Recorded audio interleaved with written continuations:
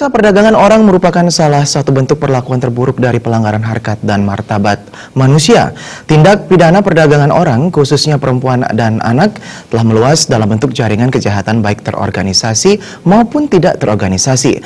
Berbagai upaya telah dilakukan oleh Kementerian Pendidikan dan Kebudayaan untuk penanganan pencegahan tindak pidana perdagangan orang.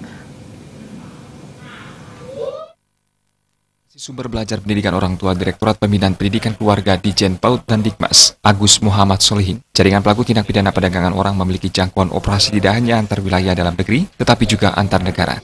Praktek perdagangan orang tersebut menjadi ancaman serius terhadap masyarakat, bangsa dan negara, serta terhadap norma-norma kehidupan yang dilandasi penghormatan terhadap hak asasi manusia, sehingga upaya pencegahan dan pemberantasan tindak pidana perdagangan orang, serta pelindungan dan rehabilitasi korban, perlu dilakukan baik pada tingkat nasional, regional maupun internasional.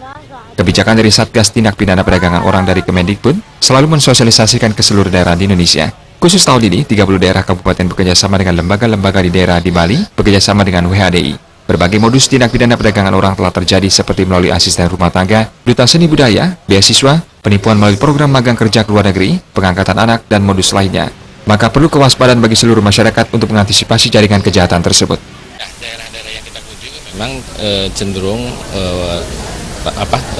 kasus-kasus tindak pidana orang cukup tinggi ya, terutama di Bali itu juga tidak hanya sebagai daerah ini, juga daerah transit. Jadi dari tindak pidana dari NTB, dari NTT itu transitnya melalui Bali gitu kayaknya. Modus-modus tindak pidana perdagangan orang itu banyak, sehingga kami di sini dalam sosialisasi ini akan mencoba memberikan edukasi kepada para peserta di sini supaya mereka paham bahwa terkait dengan modus, terkait dengan pelaku, terkait juga dengan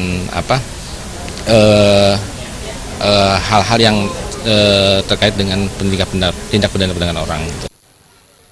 Dampak TPPO yang telah terjadi di masyarakat terlihat dengan anak-anak korban perdagangan orang akan mengalami hambatan dalam tumbuh kembang dan tidak terpenuhinya kebutuhan dasar, juga rawan akan kekerasan fisik, mental, dan seksual. Hal yang perlu dilakukan orang tua dan di sekitarnya adalah salah satunya mengenal anak lebih dekat dan memahami masalah yang sedang dihadapi di dalam keluarga. Meningkatkan pemahaman agama di dalam keluarga, serta tidak mudah tergiur dengan janji untuk mendapatkan uang dengan cara yang mudah. Bila ada tanda-tanda yang mencurigakan, diharapkan memberitahukan kepada kepala lingkungan setempat, pihak kepolisian ataupun ke Komisi Pelindungan Anak. Alit Setiawan, Bali TV.